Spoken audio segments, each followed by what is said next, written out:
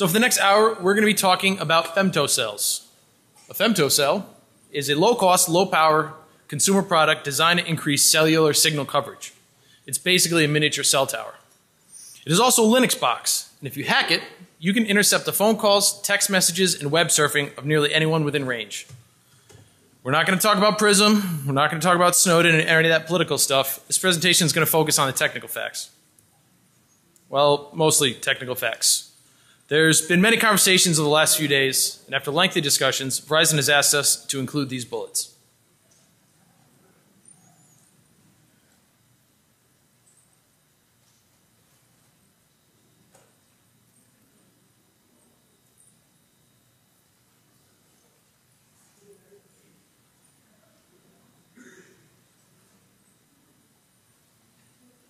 All right, and moving on. Before we go too much further, a quick note on handset pairing. Your phone will associate to a femtocell automatically and without your knowledge. This is not like joining a Wi-Fi network. You don't have a choice. In fact, there may be some members of the audience connected to our network right now. Those signs out front are not just for show. You might want to put your phone in airplane mode.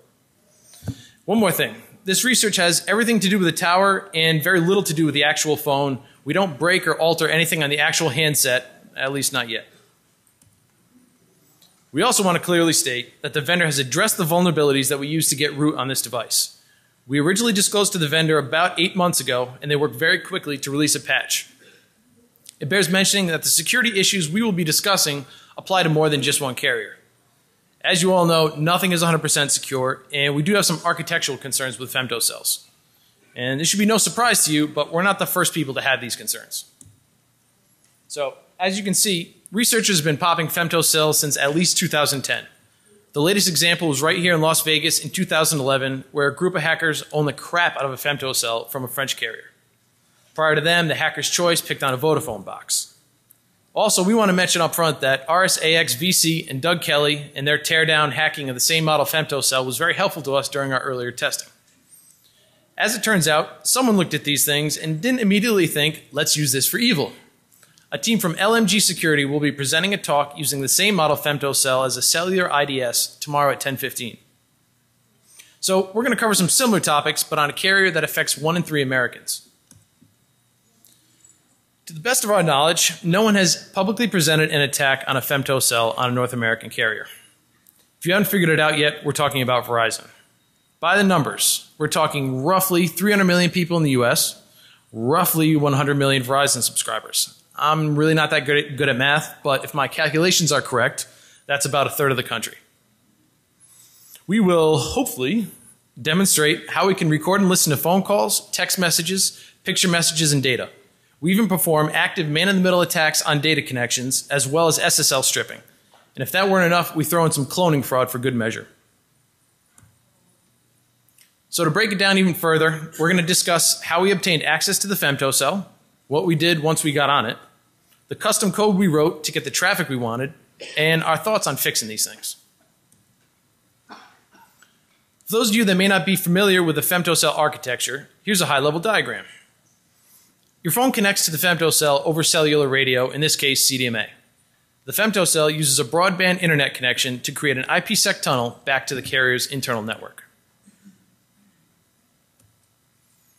Verizon has 2 models of consumer-grade femtocells, the SCS26UC4 and the SCS2U01. The UC4 was released in early 2009 and only supports 3 simultaneous users at 1x speeds. The 2U01 was released in late 2010 and supports 6 simultaneous users at 3G speeds. We were able to root both of these devices, but we created most of our proof of concept code on the 2U01 because it's newer, faster, and better looking. As we were doing some high-level due diligence, we discovered that Sprint has a femtocell too.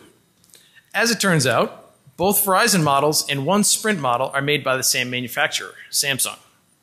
We really didn't have a whole lot of time to do that much testing on it, but the Sprint femtocell on the left is very similar to the UC4 and is vulnerable to similar attacks.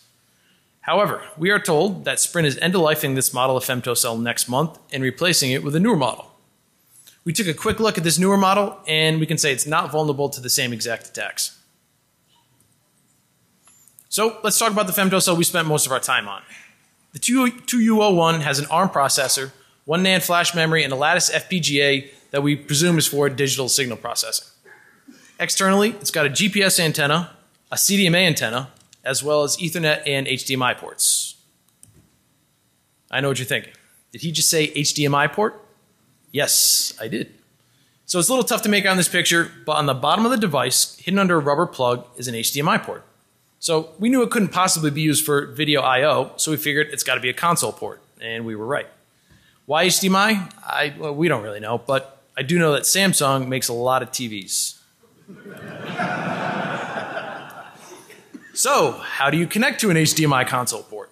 Well, you take an HDMI cable, you cut it in half, you stick it on a USB FTDI cable, and you use a company-branded pen to protect the connection because you're not really that good at soldering. But we really have to thank RSAXVC and Doug Kelly for figuring this one out. I'd like to talk briefly about the range of this thing since it's a question we get quite a bit. The device's documentation states that a phone must be within 15 feet to register to the Femtocell, and it must stay within approximately 40 feet to stay connected. But in reality, it depends. Your phone will connect to the tower that has the strongest signal. So if you're in an area with very good cell coverage, the real towers tend to drown out the Femtocell signal. We think there's some tweaking that can be done in the software to boost the signal, but probably the easiest thing to do is buy a big-ass amplified antenna. Of course, if you're in an area where you actually need this thing, we imagine the capture range will be pretty good. We did purchase an aftermarket directional antenna, mostly because we want to minimize the number of phones that we capture, and this antenna creates a nice, tight signal. All right, one last mention of the older model Femtocell. On the UC4, you could get root by interrupting the boot process, but that was patched a while ago and it's fixed in the 2U01, so we had to find our own way in. On the newer model, we found that we could abort the boot process using the magic sysrec key, which drops you to a prompt where you can log in as root. Because we're interrupting the boot process before the device is fully functional, we then had to manually run some startup scripts. Once at the proper run level, the device will start custom UbiCell binaries and connect the device to the carrier's network. As we mentioned, these techniques will no longer get you root on a patched device, but they're pretty handy tricks and they might be useful when testing other embedded devices. So now that we established a presence on a mini cell tower, let's poke around and see what we can see. The 2U01 runs a customized version of Monte Vista Linux 5, kernel version 2618. It includes a very stripped down Linux system, a few device drivers, and proprietary software to control its operation as a base station. It also includes Authentic's QuickSec VPN client, which is packaged as a kernel module, and I'll get more into this later. So this is great. We're root, but it's a pretty bare bones Linux system and there's not too many helpful commands available. There's no text editor. If you start a long running command, you can't control C out of it, stuff like that. It was just very annoying to work with. Sed's a little unwieldy, but we can use it to edit SSH deconfig to allow interactive root login. And so we did that. And flushed IP tables, and that made things much easier to work with. So great, we can SSH in, but we still have to run the sed command every time we turn the thing on because the file system obviously is pulled fresh on every boot. So we figured we could edit and reflash the firmware, but we really didn't want to run the risk of creating a doorstop. So we continued looking around and eventually we noticed a persistent file system location. So things get a little more interesting. We found a persistent place to store files, but that doesn't necessarily give us persistent root access, right? So we just catted all the things and spent a lot of time in /etc, and we finally came across a script that appears to control some kind of debug mode. And for the record, that's not our typo in that echo statement. We created a file named .ubrc, put it in the mount onan directory, and were rewarded with a typo in the boot output. It worked. So, more importantly, this ubrc file gets executed on startup, and we can put our own commands in there, and they'll be executed by root every time the unit boots. So it's just an incredible time saver. We use it to patch SSHD, flush IP tables, and drop us into a root shell automatically. So the next hurdle's been overcome, and we now have persistent root access. Let's go get some packets, right? Do some eavesdropping. Should be easy. We'll just run TCP dump on the tunnel interface and always see our encrypted packets. IPsec everywhere. What the hell? So it turns out that QuickSec is implemented as a NetFilter kernel module. It steals the packets before they ever hit a regular network interface, does encryption, decryption, and sends the traffic so you can't see anything good using packet capture utilities like TCP dump. So it seems like our fun is over. So now what do we do? Luckily, it's all just engineering. And with that, I'll turn it over to Tom. That's a pretty accurate representation of how the programming went on this project. So, setting up the cross-compilation environment for this was a real pain in the neck, but that's why we have interns. We were finally able to get the right version of the Monte Vista Linux toolchain, and then we could compile our code against that to make binaries and kernel modules that would run on the Femtocell. So we figured out that we needed to write our own kernel module and insert it in such a way that we would be able to copy the packets before they were encrypted going out, and after they were decrypted on the way in. It took a little bit of trial and error, but with that kernel module loaded, we can pass the packets out into userland for logging to a PCAP. So with that hurdle over, let's go after the fun stuff. So we've got plain text packets, but it's a mess. Wireshark doesn't really parse much that helps us. The ports shown are completely foreign. We can surmise that a phone call generates lots of small UDP packets, as any VoIP protocol will do, but who's talking to whom? Where's the audio? What are we looking for? Well, you can tell Wireshark to interpret the data as RTP, which only gets you a small step closer. As you can see circled, the RTP payload type is in the dynamic range. And according to the spec, dynamic is code for do whatever you want and don't expect to interoperate. So we had to figure out what type of codec we were dealing with, which we did by downloading every single RFC there is and grepping through them en masse, looking for codecs whose frame sizes matched the size of the packets we were seeing. And we eventually found one that we thought it might be, a codec called EVRC. Now, EVRC is one of those random cellular codecs that no media player implements, so we couldn't just pop it into VLC. So what do you do when you can't figure something out and you've hit a dead end? You go to Stack Overflow.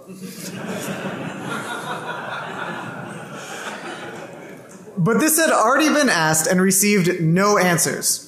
So here's the real secret of productive hackers. It's not asking questions on Stack Overflow. It's bountying questions on Stack Overflow. So what we got was a link to the actual reference implementation of EVRC published by the 3GPP2 multi-carrier working group thing. And it took some endian and byte fiddling, but after passing it through this and SOX, like the Linux utility SOX, we were able to actually get audio out of it. So we are going to attempt a live demo. What is your favorite cyber buzzword? Cyber. Just cyber. So Doug is placing a call to from a phone that is associated to the Femtocell. Hello?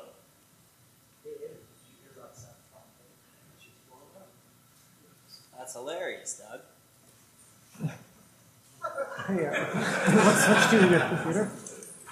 Which computer? All right, so now we're going to pull the PCAP and hopefully play it. Boy, I hope this works. So that was before the call was placed. Did you know that you were sending the audio? And there's its ringing. And hello? There's Andrew. Hey, Andrew, did you hear about Cyber Pompeii? That shit's blowing up. That's hilarious, Doug. So that is the live voice demo.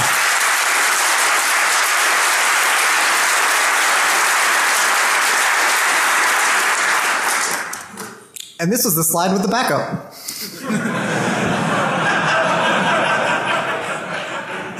So it took us a little while to figure out SMS as well, and we'll spare you the gory details this time.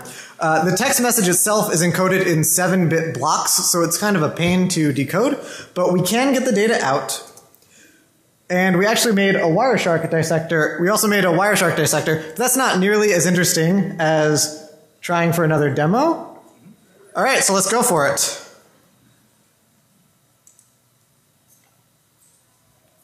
So we've asked some people to text a phone number that's associated to the Femtocell, and hopefully they will be showing up.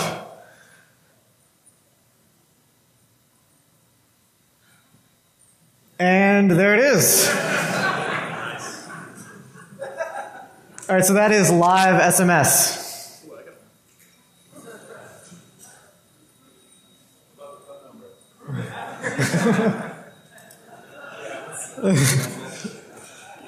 What, no ASCII art? And that was the backup. All right, so we've got voice calls and SMS, but we live in the smartphone era. Let's see some data. Thankfully, it's plain text. This was so much easier. Everything is parsed and displayed in Wireshark. There are more layers and tunnels encapsulating the data, but overall it looks like pretty much any other LAN capture.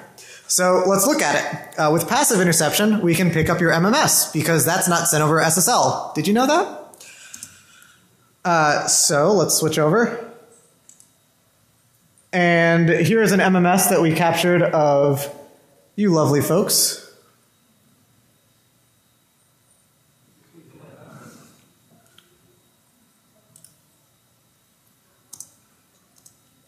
So we can view all the plain text. Passive interception is done and working. Let's do some active attacks. And the easiest thing to do with data is to drop it on the floor. Now, there's a lot of debate about how iMessage works and just how secure it is, but what is certain is that it uses SSL to talk home to Apple. So we can't see those messages. But if you block the SSL connection back home to Apple, iMessage fails over to SMS, which is plain text, and that we can see just fine.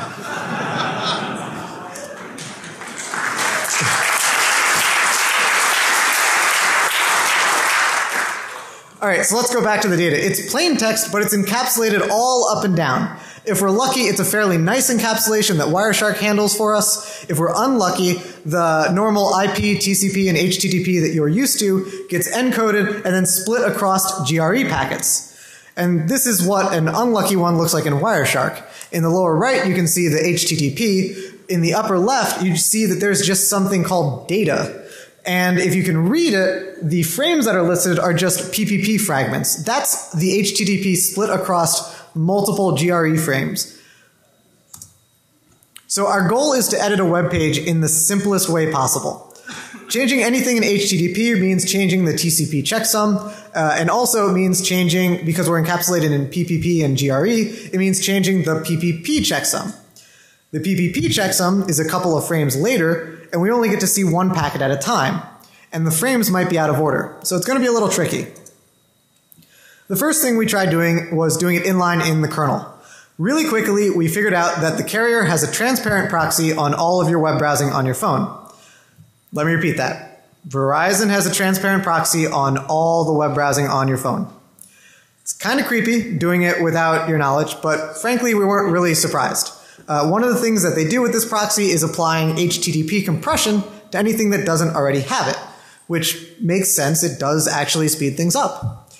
We didn't detect any SSL man-in-the-middling or JavaScript injection, and I don't think Verizon is alone or the only carrier who does this. But nonetheless, it's there, and from a technical standpoint, we had to work around it. We tried disabling it, but no dice. So we tried doing DNS hijacking. But the transparent proxy ignores the IP address you're trying to talk to and does their own lookup on the host header. So then we tried something crazy, and this got us pretty close. We did the DNS hijacking, and then in our kernel module, we rewrote the traffic from port 80 to port 81, so the carrier wouldn't proxy it. Our server listens on port 81 and responds back, and then on the inbound, the kernel module rewrites it back to port 80. And this worked most of the time. The problem was we'd hit a couple of corner cases, and when it takes hundreds or thousands of packets to load a web page, corner cases add up. So what ended up working was doing all of that, except the server listens on port 81 and redirects the browser to port 8080, which the carrier also doesn't proxy. So in the end, what ends up happening is you open a website, say CNN.com. We DNS hijack you. You try to talk to our server on port 80, but the Femtocell kernel module rewrites your connection to port 81 to bypass the transparent proxy. We listen on 80 and respond, and the kernel rewrites it back to port 80 on the inbound. The response we send actually redirects you to CNN.com on port 8080, which you don't notice because mobile UI sucks. And then you talk to our server, well, CNN.com, but really our server, on port 8080 directly, bypassing the proxy with no port rewriting. And at that point, we can man in the middle the user pretty effectively. We strip off SSL, we pass along the cookies. It's a little bit slow, but cellular's a little bit slow. So rather than try and do a demo that, might have us, waiting a little bit, we're just going to play the video.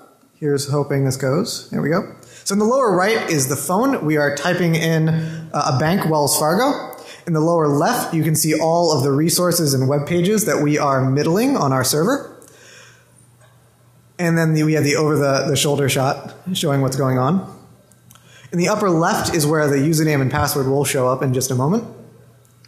So we're going to click on sign in, and we'll type in a username, key by painful key. And then we'll type in a password. And we'll send it, and there's the username and password in the upper left.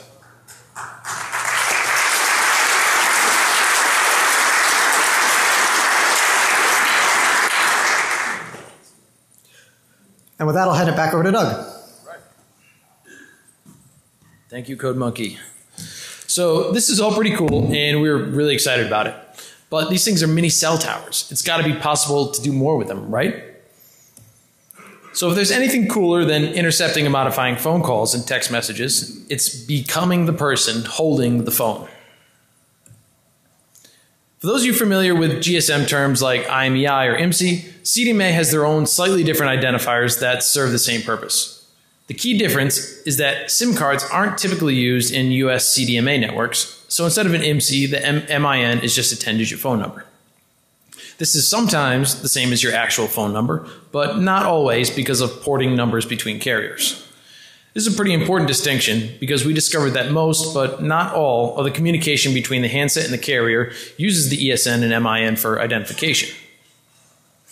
So that's why when we display active captures that show the MIN, sometimes it's the exact same phone number and sometimes it's not. And unfortunately, there's no obvious correlation. The MDN is your actual phone number, and it's not used for basic CDMA network authentication. Your phone just receives it during activation, so it knows what its actual phone number is. The ESN is the analog of the IMEI. It was previously used as a unique number, but carriers ran out officially in 2010. ESNs have since been superseded by MEIDs. Pseudo ESNs are always prefixed with a 0. The remaining bytes are the 24 least significant bits of the SHA-1 hash of the handset's MEID. Pseudo ESNs are not guaranteed to be unique, since the MEID is the unique identifier for those handsets that have one. Older model phones use the ESN to identify themselves to the network. Newer phones use the MEID, but still retain a pseudo ESN since it's required for compatibility reasons. So to clone a phone, all you have to do is grab somebody's phone, write down the ESN or MEID and their phone number, copy these numbers to another handset, and you get a valid clone, right? Well, years ago, this used to be all it took. Since the MIN was usually the same as the phone number, and the ESN was printed on any given device, it was trivial for an attacker to get these values and use someone else's expensive wireless minutes to make calls. So Qualcomm and the CDMA carriers had to come up with a solution. We won't get into a ton of detail, but the cave authentication mechanism makes it very difficult to successfully clone a CDMA phone. Additional keys are used in a challenge response protocol to authenticate the customer and the call. Manufacturers of CDMA devices are supposed to make these keys difficult to obtain so a full clone is not possible. All that being said, let's see if our rogue Femtocell has any more secrets it wants to give up. As we mentioned earlier, the Femtocell acts like a typical cell tower, except with at least one key difference. The Femtocell only uses the ESN and MIN to authenticate handsets. We're not entirely sure why, we really have no idea, but it may suggest a legacy CDMA implementation. But the real problem here is that we discovered that the Femtocell did not have cave enabled. It behaved like a legacy tower and just ignored those keys, relying solely on the ESN and MIN for authentication. Cloning becomes extremely easy, just like the good old days. Note that the clone phone will only work while connected to the Femtocell, but it can be any Femtocell, not necessarily one that's been modified. So we just need to somehow obtain the ESN and MIN of our victim and program those numbers into another handset. You're generally not supposed to be able to write the ESN, but some phone models do allow it. So it's just like the movies, right? We wait until our victim runs to the bathroom, we grab his phone, write down the ESN and MIN, and clone the phone, right? That's just so messy. We have to invite our victim out to eat. We have to wait till they go to the bathroom. We have to risk getting caught going through their phone. And what happens if they take their phone to the bathroom to play shit and spell words with friends? It's just not worth it. If only there was an easier way to defraud my friends. So remember that time I told you how we can see every packet that goes through the Femtocell? Well, that includes handset registration packets, and these contain the ESN and MIN of the phone associated to the Femtocell. So all I have to do is capture packets on my rogue Femtocell and wait for an unsuspecting mobile phone to come within range. When the phone associates to the Femtocell, I catch the ESN and MIN without physical access to the phone and without any indication to the user. So, a picture is worth 1,000 words, right? Here it is, step by step. Victim phone comes within range of a malicious Femtocell. As the handset registers to the carrier network, the ESN and MIN are captured and written to a separate target handset.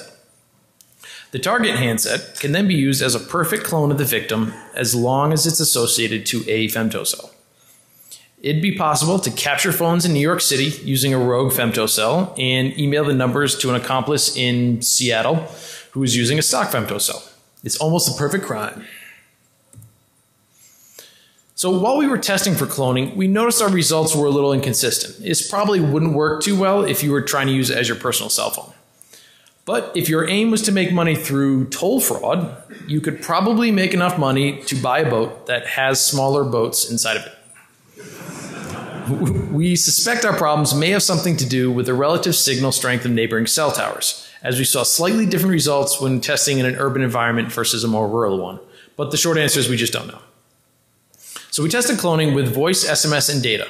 Some of the results were expected and some were not. Probably the most interesting thing was the not quite three-way call. So I'm going to describe a few scenarios in the next couple slides, and the following definitions will be helpful. Our victim is the person with a shiny new iPhone, and they're the phone that we want to clone. The target is this bad guy with his crappy old flip phone, and that's been modified to act like a copy or clone of the victim phone. So the easiest scenario is if the victim's phone is turned off, jammed, or otherwise not connected to any towers. Everything works as expected. No issues with service. You've got an exact working copy of the victim's phone for all intents and purposes. So when both phones are associated to the same Femtocell, we noticed a few different things. Of course, the cloned phone, the target, must be associated to the Femtocell in order to work properly. It's only possible to place outgoing calls one at a time. No matter which phone initiates the outgoing call, any subsequent call placed will force that call to drop. It doesn't seem to matter which phone is which, the target or the victim, they'll both knock each other off. We didn't notice any issues or anything strange with outgoing text messages. And for incoming SMS, the usual behavior seemed to be that both phones will receive the incoming text message. With incoming calls, sometimes one of two behaviors was possible. The first is that only one of the two phones rings. It could be the victim or the target, it doesn't matter. Other times, both phones will ring at the same time. The phone that picks up the call first usually wins, which means it gets to stay on the call. But the coolest part is that sometimes, if the two phones answered within a few seconds of each other, we got what we're calling a 2.5-way call. What would happen is both the target and the victim phones would connect, and each would be able to hear the inbound caller, but not each other. The eavesdropping scenario here is pretty clear. Bad guy clones a phone, the victim gets a call, the bad guy can pick it up, mute his mic, and hear everything said by the incoming caller. In our second scenario, the target is associated to the Femtocell as required, but the victim is out and about connected to a real tower. The phone that gets the incoming phone call appears to depend on which phone has had more recent communication with the carrier network, like a call or a text message. We couldn't reproduce the 2.5-way call because the two phones would never ring at the same time. SMS was pretty similar to the situation with incoming calls. We never got an SMS on both phones at the same time. Outgoing calls are a little more interesting. So let's say the target, the cloned phone, is on an active phone call. This call works fine until our unsuspecting victim places an outgoing call to another party. The bad guy's call gets dropped, and the call of our innocent victim is allowed to carry through. However, if the victim is on a call and the target phone places an outgoing call, the call will connect, allowing 2 independent phone calls. The implications here are pretty clear. Why use your own minutes when you can use someone else's to call 1-900 numbers and run up a huge bill? This is especially awesome if you're the one who owns the 1-900 number. So I said earlier we'd talk about cloning data, and here we are. It appears to be significantly more difficult to establish a data connection on a clone than it is to clone voice and text services. Data services on Verizon's network are required for MMS, account management features, and internet connectivity, of course. Long story short, the carrier network requires more numerical identifiers for a data connection than for voice and SMS. We're not saying it's impossible. We'd never say that out loud to a group of this size, but it's just much more difficult, and we didn't dig too deep into it. So we have a video of this, which I will hopefully play. So I am calling a phone number. We're going to demonstrate the 2.5-way call. You see both phones are ringing. That's our victim on the left and our target, the clone, on the right. We're going to speed it up because it's a little slow. You see both phones answer and connect reliably. And in a few seconds, I'm going to do some very sophisticated voice testing. Hello? Hello? And there you have it, folks. That's what a phone tester does. All right. So we mentioned this at the beginning, but this issue has been resolved by Verizon, and it was done on the back end many months ago. And this is great. It's the right thing to do. Authentication should be checked on the internal network that the carriers control, not on the small box that they don't. And with that, I'll turn it back over to Tom.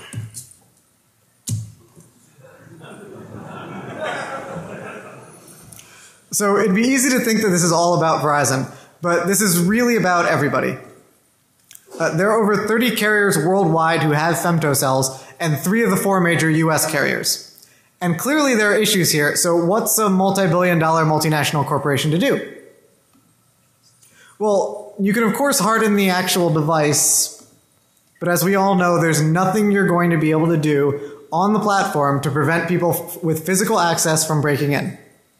Root is always possible. We didn't have to do more sophisticated attacks, but you obviously shouldn't rule them out. There are lots of ways to break onto an embedded device, and frankly, we went in through the front door. So what else can a vendor do? Well, you could force registration. Make the Femtocell owner list the phones allowed to connect through their Femtocell, and then confirm with the phone owner that they're cool with allowing that. If they try connecting through any other Femtocell, don't let them. And do this whitelisting inside of the carrier network, of course, not on the device. This would make it much harder to take one of these down to Times Square or Las Vegas and just gobble up everyone who's around them. Device registration definitely reduces the attack surface, and here's a breakdown of the major US cell carriers and how they handle handset registration on their femtocells, or at least according to the documentation. Besides T-Mobile, who doesn't have a femtocell, AT&T is leading in this category because they require registration. The other carriers, Sprint and Verizon, do not. So although phone registration does prevent the easiest attack, it doesn't win us over. It doesn't prevent attacks where I isolate you from the carrier network. You'll still see 4 bars, send beacons with your MIN and ESN, try to make phone calls, and send us text messages. And even though I never deliver any of that up to the carrier network, I'll still see them. I can track you and read your SMS, and we've verified this experimentally. It's actually what we're doing right now. We isolate any phone who's not whitelisted because we don't want to receive inbound text messages or data sessions. With a little more engineering, it'd be possible to connect those phones to our phone line, spoof SMSs to them, and even route the data out the femtocell through another internet connection to let them browse the internet, all without connecting them to the carrier network, so the carrier would never know that they're on a femtocell. So device registration, where the phone opts into using a femtocell, and the femtocell opts into having the phone, is a good minimum level of security, but we don't think it's enough. Really what you should be doing is ditching them altogether. You guys know that there will be bugs in everything, but that said, we like Wi-Fi calling. If the handset is on Wi-Fi, not even your own Wi-Fi, but untrusted Wi-Fi, and it IPsec or SSL tunnels into the carrier network, doing certificate pinning, and the phone is appropriately distrusted from a network perspective, so you can't just go nmapping all their crap, we think you get a much stronger architecture. And you have to do the same type of cell phone authentication you do with the tower, but that's no weaker than what we have now. And what you get is not needing femtocells, which is a win, being able to make calls on your or any random Wi-Fi, which is a win, and those calls are encrypted against the Wi-Fi operator, which is a win. And going even further, you can build in end-to-end encryption to protect the contents of the call against both untrusted Wi-Fi operators and the carrier. And there are individual apps to do this, but they all require the recipient to have the same app. If Google and Apple and BlackBerry built this into their phones and carriers supported this model, we think there'd be a pretty big increase in adoption. So I was just talking about this, but let's sum up and present a couple of other band-aids that you can try. Hardening the femtocells is due diligence, but ultimately it's a losing proposition. You have to do more. Requiring registration prevents untargeted attacks, but only to some degree. Long term, we're just pretty nervous about giving random people, like yourselves, cell phone towers and just hoping you don't break into them. Now, can you tell if you're connected to a femtocell? In the beginning we said no, but it had an asterisk. We noticed that some Android phones have an icon indicating they are connected to a femtocell. It looks like a little house. And this was only in phones that Verizon had modified. It's not in the Android source or in any stock or flashed ROMs. iPhone has no visual indicator at all. There's a short beep at the beginning of phone calls, but it's really easy to miss, and it only if you make a phone call. And somehow, but somehow, these Android phones were detecting femtocells and showing an icon.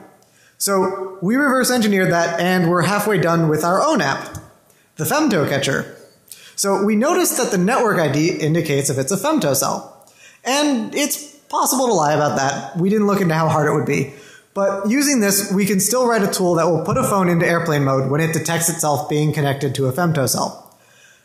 Now to be clear, we're not marketing this widely or to your extended family. We're building this because we want it. We would rather not have service than be connected to one of these, especially at BlackHat. And we're going to be sharing it with you folks because we thought that you might want that option as well. It's going to be available soon. We have a few kinks to work out in it. And we really have to thank Mira Thambaretti for basically doing all the work on this. So what else can you do proactively? Well, of course, you can encrypt what you do on your phone.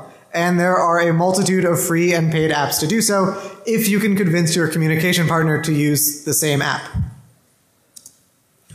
So, what else can you do if you root this or another femtocell and you're operating a small cell tower? What would we like to see, in the future? Well, there's WAP. WAP is basically web browsing for flip phones. It uses custom protocols, it's heavily proxied, it does SSL man in the middling, whether they tell you that or not.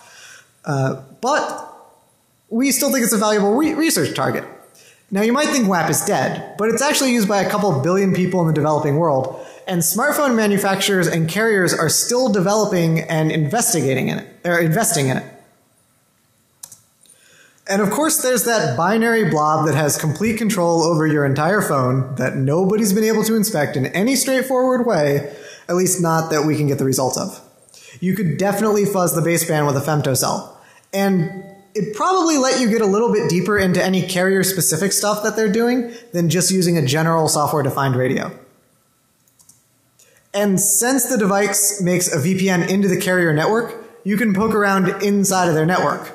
You can look at attacking other femtocells from your femtocell, or look at attacking the carrier's infrastructure itself.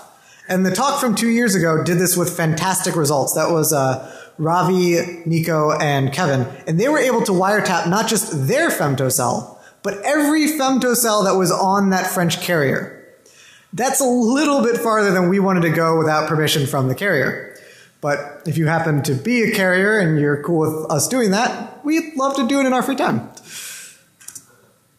So we worked hard to wrap up a little bit early, hopefully, because we wanted to leave time for questions. But before questions, we have to thank a lot of people. Andrew, who was one of the interns who initially had to set up that toolchain for us, Davis and Tim, who helped us when we got stuck a couple of times, Mira, Michael, Peter, Joel's stomach lining, and really everybody at ISEC for putting up with this research over the past year, and especially the last few weeks. And last but not least, our external and internal legal counsels. So I have no idea if this is going to work, but we are going to try and do another live demo. And if you would all like to text that number up there, we will hopefully show your texts on the bottom part of the screen. And I have no idea what will happen when an entire room of people all text a phone en masse. So we'll find out, and while we do that, let's take some questions if there are any. There are mics in the...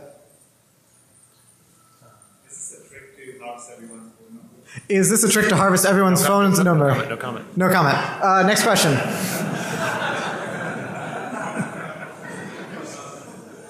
I'm sorry.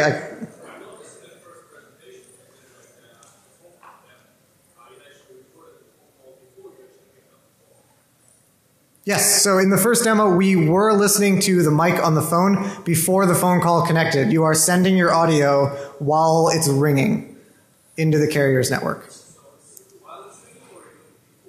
Even a little bit before it's ringing is our experience. Once you hit send. Pretty much once you hit send, yeah.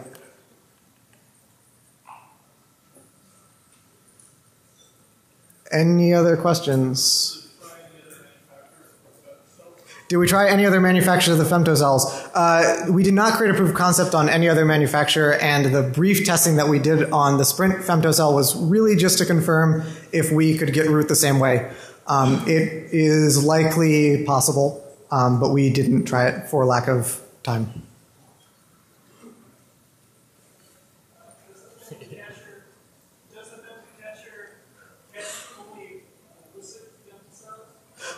Does the femtocatcher catch only illicit femtocells or all femtocells? The way it's written, it will catch all femtocells because the femtocell isn't going to tell you, hey, I'm hacked.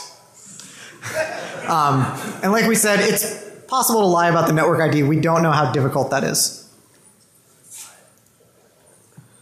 In the US, the FCC controls the airwaves. And how concerned are you that the femtocell, that they can come after you because you're transmitting?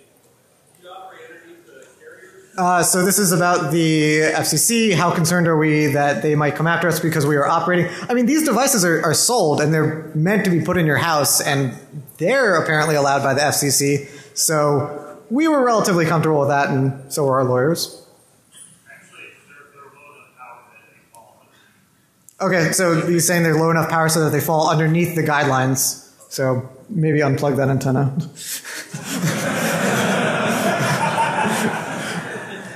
Any other questions? Yeah, it's... How effective are the patches? How effective are the patches? Any other questions?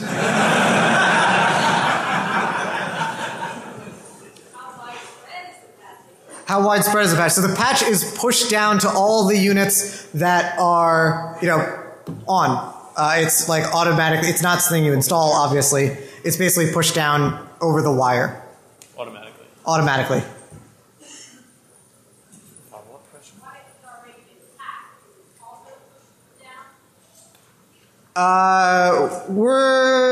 If the question was if it's already been hacked, would the patch stop you?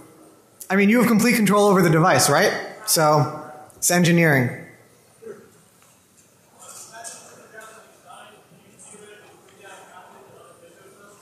He asked if the patches are cryptographically signed so you could potentially push patches to other femtocells. I don't know the answer to that.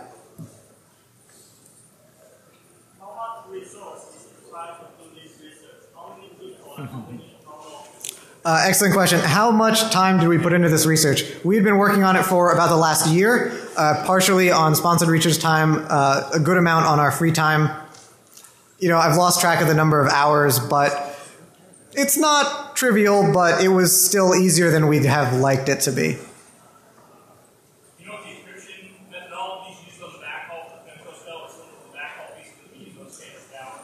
The question was, do we know if the encryption from the Femtocell to the carrier is similar or the same as the regular tower into the carrier? And the answer is, I have no idea. Sorry.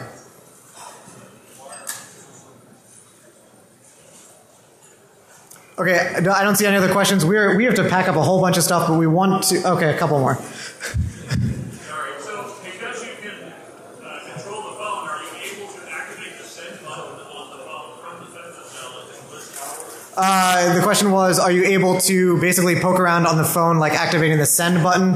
I mean, that's the type of exploitation on the phone that we didn't really try to do. That's kind of like fuzzing the baseband, stuff like that. So maybe, but we didn't really try.